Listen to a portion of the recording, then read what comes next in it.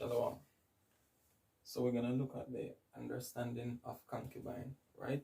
One of the reasons why we never actually understand it is because we've never really understood wife from a biblical standpoint. All we know is from this culture, and that's how we try to get an understanding of what things meant in the ancient culture, right? So, for example, when you think about wife, what do we actually think about? Let's say there's a man living with his wife, his children, right? The woman in the house, the children. He takes care of all the deeds, right? But they are not married, meaning they did not go to a church to do a ceremony and a ring and paper signing.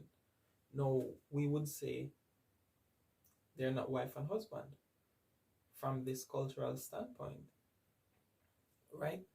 Now, what if there's a case where the man is not not doing all these things, not meeting her needs, emotional, financial, spiritual, whatever needs there might be, right?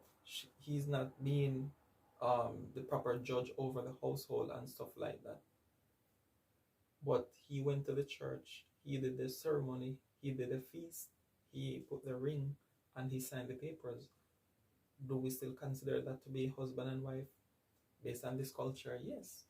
So the definition of wife from this culture is only if you go through the church ceremony and you do that ring and paper signing. That's what we consider wife and husband. So what if the man lives here and the woman lives in another state, another city, another town, right? He's not meeting needs. They don't share a purpose together that bind them both, right? And once they have the ring, we still consider that husband and wife. But that's not the same from the biblical standpoint. So let's look at wife. Let's go to Matthew chapter 19 and verse 4. It says, "And he answered and said unto them, Have ye not read that ye which made them at the beginning made them male and female?" Because that's what it really is. So when you go to this male and female, it's not the same as what we think from this cultural standpoint, because right there you're getting an equal balance, right? It says, and said, "For this cause shall a man leave father and mother, and shall cleave to his wife," just like I said earlier, right? If you're in that household together, you're doing all these things, meeting each other's needs and carrying out the duties of the marriage, right? That is what the husband and wife is. Because in our ancient culture, we did not have this word. This is only when we moved over to the English culture, we have this word wife and husband, right? We had male and female, we had man and woman, ish, isha, right? We did not use terms like this.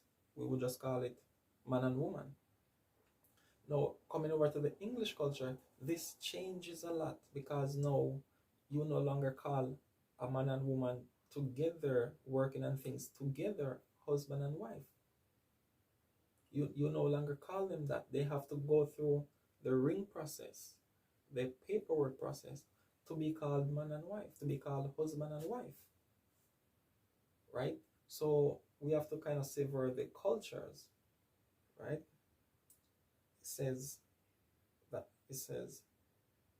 "For this cause shall a man leave father and mother, and shall cleave to his wife, and they twain shall be one flesh." Now the next thing, can you be one flesh with someone that does not belong to your nation or your God?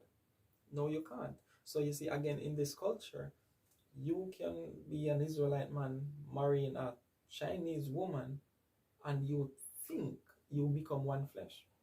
Now, understanding this one flesh, you cannot become one flesh without a God in the picture.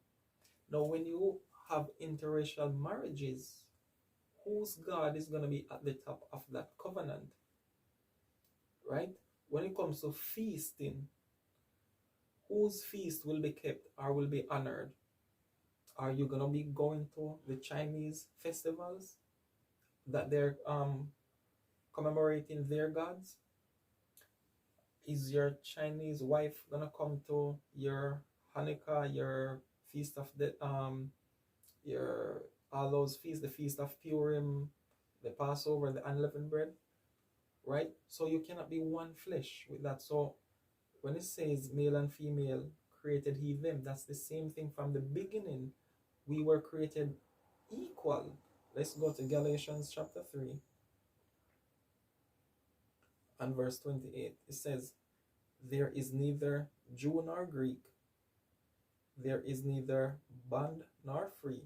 So if you're like a free man, like Paul, he had the Roman citizenship, he could travel wherever he wants, right? Wherever he wanted to go. The other apostles, they were bondmen. They could only move round about Jerusalem. It's the same like with some of us today. We see some of the brothers, they're able to go and travel and preach the word, and so they are free men. Especially if you have a what they call it, a British passport and a Shanghai visa, you people can go and travel and spread the word.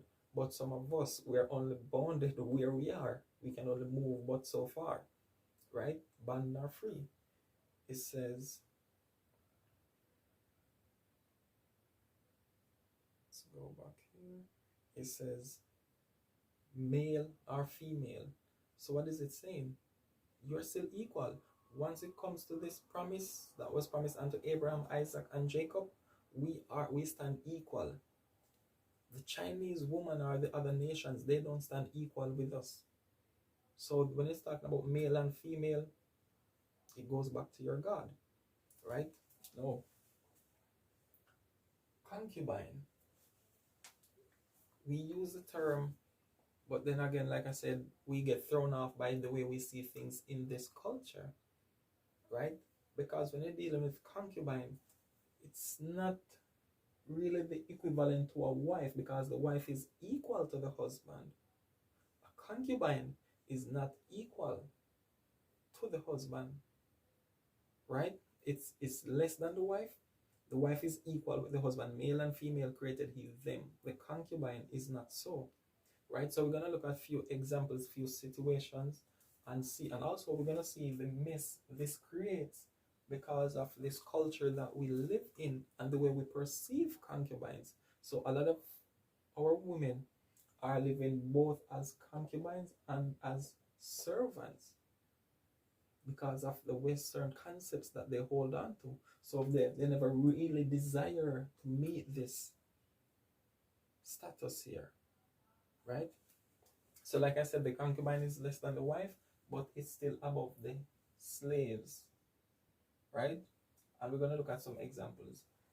We're going to go to Exodus chapter 21 and verse 7. It says, and if a man sell his daughter to be a maidservant, she shall not go out as the men servants do. If she pleases not her master, who hath betrothed her to himself, then shall he let her be redeemed. So this person can be redeemed. To sell her unto a strange nation, he shall have no power, seeing he hath dealt deceitfully with her. And if he hath betrothed her unto his son, he shall deal with her after the manner of daughters, right? So a man, if you are poor, say you are a poor Israelite, you can sell your daughter to another Hebrew person, right? It's kind of a political movement. So if I lost my fortune or whatever, my wealth, whatever, I can come to this brother here and sell my daughter or my son, right? And they would give me something to kind of bring me back onto my feet. So they can serve for 6 years, depending, 6 years, and they go out free in the 7th year, right? Depending. Now, with this comes another condition, because a lot of, I'm not going to say people, a lot of men use this verse to deal with the whole polygyny thing. But here is the covenant, right? For the daughter to be sold as maid, the master has to make a covenant, and this has to be the agreement, which we're going to get into the conditions of this agreement: the food, the raiment, and the duties of marriage. This is what the man is agreeing to, and this is why it says in verse 7, if a man sell his daughter, because the father would make sure that this covenant stand. What happens today is that the father is no longer there making these deals. So a lot of women are now selling themselves as maid, but don't even realize it. And it's even worse, because in the Western world, a lot of women think that if a man is meeting your financial needs, that is considered to be a whore. So guess what? No, they are still meeting the man's sexual needs, right? But absent food, raiment, and the duties of marriage. So it is done secretly. So this is where you go on to be treated as a slave girl, a slave woman. A slave is less than the concubine, because there are certain covenants with the concubine. With the slave, a slave is treated less than a citizen, right? So it's just like, say, for example, in America or England or Canada, just for example, a lot of people that leave from the Caribbean islands to go there, they don't have a citizenship, they don't have anything. So they will accept whatever it is so that they can live in that country, right? It's just almost like a refugee, right? So this is what happens now, because our understanding of these relationships and so forth come from what we learned in this Western culture, which is coming from ancient Rome, right? So this is where everything is done like objectively, like the woman sees the man as object, the man sees the woman as object, and this is, we do it just for this fun or pleasure or this entertainment, just as we would do to entertain our Roman slave masters. When the Romans come in, like the higher chiefs and so forth, the master of the house would put on the show by putting a black slave, like a macho guy, what's it called? What do they call those big guys? Whatever it is called, right? They would put them with other slave girls and to look at the way they perform. And also, the wives sometimes would make private shows just to see how the man perform. And we still inherit that until this day. And this is why we treat each other as slaves, not even as concubines, right? Now, what happens if in this agreement the man is not meeting these needs? Let's go down to verse 10. It says, if he take him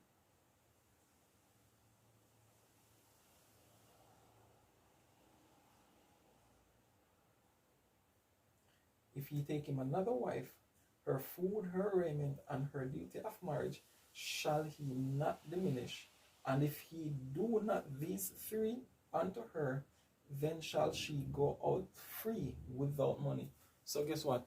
She's not in this bondage anymore. She can go out free, because that would be the agreement. Once you're making a covenant to take care of a man's daughter, it is almost like you're, what we call in today's culture, adopting. You're adopting this young woman into your family, so you have to take care of her, you have to protect her, you have to give her the covering, right?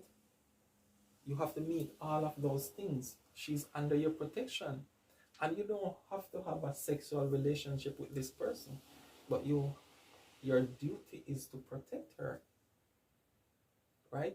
So it does not always involve sexual relationships, but the key point is the protection, right? Now, let's look at Deuteronomy 21 verse 10 in the case, because back then we used to go to war, and then you can take the captive women, right? The women of the captives after the war and so forth. However, there are specific instructions when it comes on to taking prisoners of war, right? So we're going to go to Deuteronomy chapter 21, verse 10. It says, when thou goest forth to war. No, a lot of, again, a lot of Israelite men use this passage to say that you can be with women of the other nations, right? This is what happens when we don't have the proper understanding, especially if we want to feed other desires, right? We miss the mark when we're trying to go to feed our desires or justify other desires, right? It says, when thou goest forth to war, the first question is, are we going to war with other nations today? No, we're not fighting those physical wars anymore. We're not going on battlefields anymore. So this is not even permanent, right? You cannot say, okay, you're taking this woman because you went to war and she's a... No, right? This was for a time when we used to go to war, right? All right. It says, against thine enemies, and the Lord thy God hath delivered them into thine hands, and thou hast taken them captive, and seest among the captives a beautiful woman, and hast a desire unto her, that thou wouldest have her to thy wife. Then thou shalt bring her home to thine house, and she shall shave her head and pare her nails, and she shall put the raiment of her captivity from off her, and shall remain in thine house, and bewail her father and her mother a full month. And after that thou shalt go in unto her and be her husband. We're going to deal with this word husband. And she shall be thy wife. No, is this the same thing as what was created in the beginning with like Adam and Eve coming from the same tribes? No, it's not the same. This here, this woman is not equal to you. She is less. So you would be her master or Lord. The same word where a lot of people keep saying the Most High Yahweh and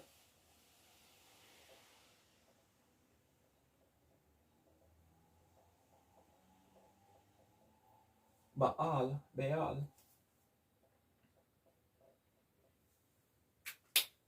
This is the word that is equivalent to husband. It's not the same as Adam and Eve. It's just like, you are her master. She's not equal, right?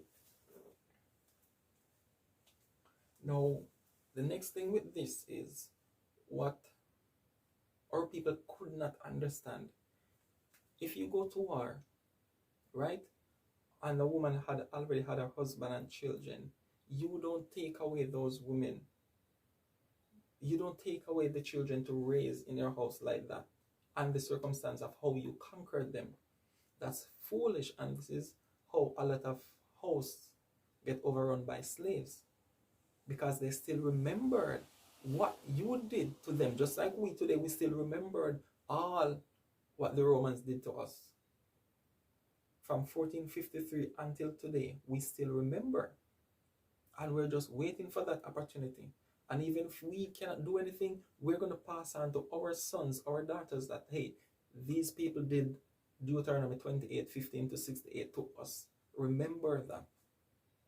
You understand? So you're going to teach your children. So you don't take those women into your house, because she might, out of fear, honor you, as you see in a lot of movies, right? How the slaves, they fear the master, especially the Romans, because their cruelty was on another level, right? So she's going to teach her son that, hey, this man is not so kind. He was the one that killed their father. He was the one that laid waste to your city, right? They're going to teach their sons that. This is why, let's just jump to Numbers 31 for a moment. I'm just going to go to the key verse. It says, And the children of Israel took all the women of Midian captives and their little ones, and took the spoil of all their cattle, all their flocks, and all their goods. This was the problem. And look what it says down here. Let's jump down to verse 14. It says, and Moses was wroth. Why was Moses angry? Because they did that. You don't take women and children in that sense. You can take women who had never had sex with men, because it will be easier for you to humble them. Just like what's her name? Hagar. She was humbled. She was in a position to be a mistress. Right? So we have to understand that it says, and Moses was wroth with the officers of the host, with the captains over thousands, and the captains over hundreds, which came from the battle. Because they did what? They took away women that had children. Right? Let's see. It says, and Moses said unto them, have ye saved all the women alive? Behold, these caused the children of Israel through the counsel of Balaam to commit trespass against the Most High. That was the trespass. Taking away the women who had children, who had sex with other men, who had relationship with their countrymen. You don't take those women in war. You take virgins. That's why you can take some young people, right? They don't know anything. You can teach them whatever they want, whatever you want, right? Now, in this case, let's go back here.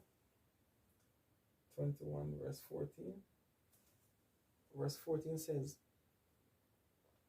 and it shall be, if thou have no delight in her, then thou shalt let her go whither she will. So in this case, guess what?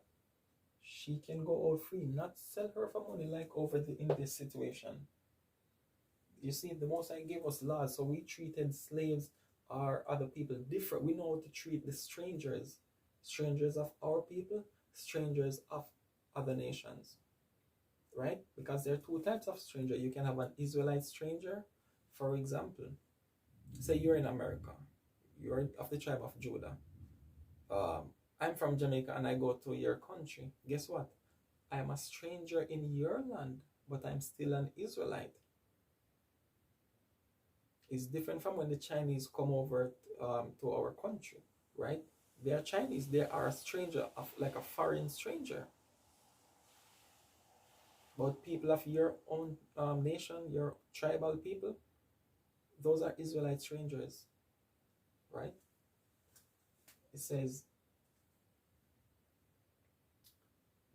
but thou shalt not sell her at all for money, thou shalt not make merchandise of her, because thou hast humbled her, just as Hagar was humbled, right? That's how you deal with mistress, right? So we see these like in the slave master's house. You have the slaves that would be outdoors doing all their hard work and so forth, but the ones in the house, they would be serving as a mistress to that man of the house, right? Or to the master of the house. And that's where you get this word Baal, right? It's different when we look at things from the Hebrew perspective as opposed to the English, because the English is a religion. English is a religion, right? And the only way to see it for what it is to step outside of the perception of the English language or the culture that is embedded in it, right? Now, another case over here, Deuteronomy 7, let's go there.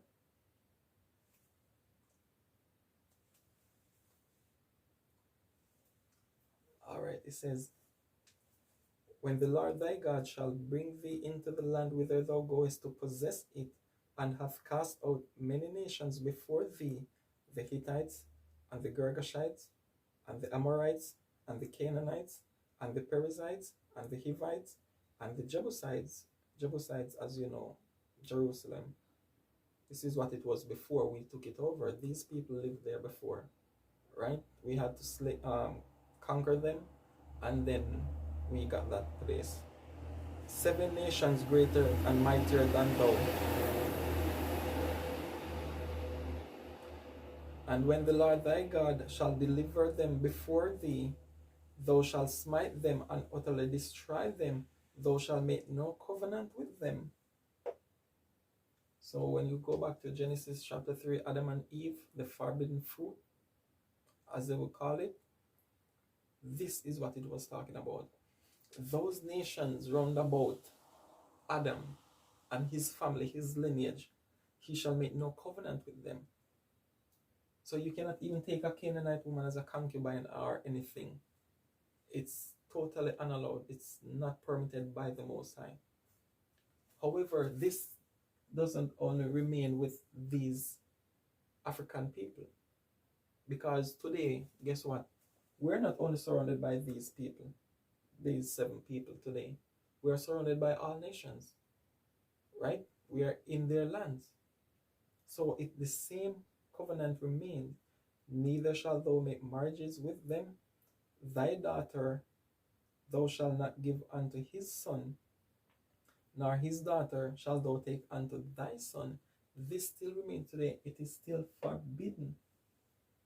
So those interracial marriages, no, it's not permitted. Wherever we are today, all the people outside of our nation, they are still the forbidden fruit, right?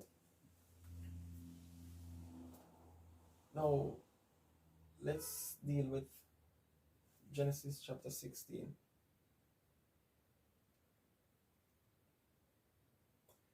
Start at verse 1. It says, now Sarah, Abraham's wife, bare him no children. So one of the reasons why you'd have these mistresses also is if your wife is barren, right, and you need children, you can have the wife to bring, you can have the concubine to bring forth, bear children for you. So usually you would have, your wife would have her maids, right? No, you can take that maid to bring forth children for you. She would be like a surrogate mother for the child, right? Now, the next thing is, with these children, the inheritance still stand. So you have children from your wife, you have children from the concubine. These children are still legitimately yours. So whatever they are supposed to get, you should still give it unto them. And this was why when the angel of the Most High met Hagar in the wilderness, she got her blessing as well, right? Ishmael was blessed for Abraham's sake.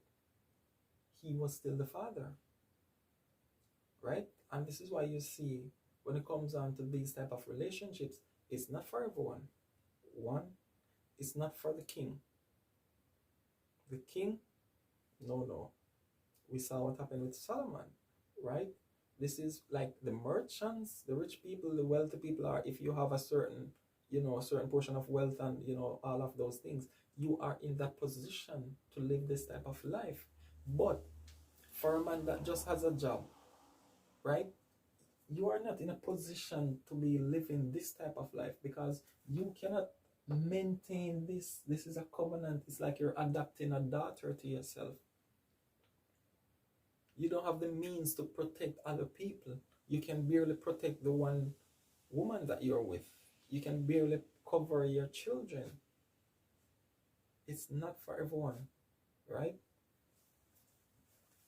So yes, the inheritance, it stands. You have to give whatever belongs to this woman, as the Bible would say, the woman that is hated and one is beloved. The children, they still have to get something, right? As we can see that Abraham gave gifts unto them. And you don't really want to deal with your children that way, that you have to give them, you have to bribe them for them to leave, just so that you and your wife can have peace, right? Yes, you want to give them portions of land so they can go and start their future, they can build on and so forth. But, there are ways to deal with these things if we follow the wisdom of the Most High. He gave specific instructions, right? So a lot of things he could have condemned. However, he showed us the way. He gave us principles. And once we abide by these principles, we will, we will be on his path. But sometimes we take up matters according to how we desire or how we feel about how things should be. And then we go off track. We cannot balance our homes. We cannot balance our children. Right? So this is just to give an understanding of what a concubine is and the difference with an actual wife. Right? Shalom.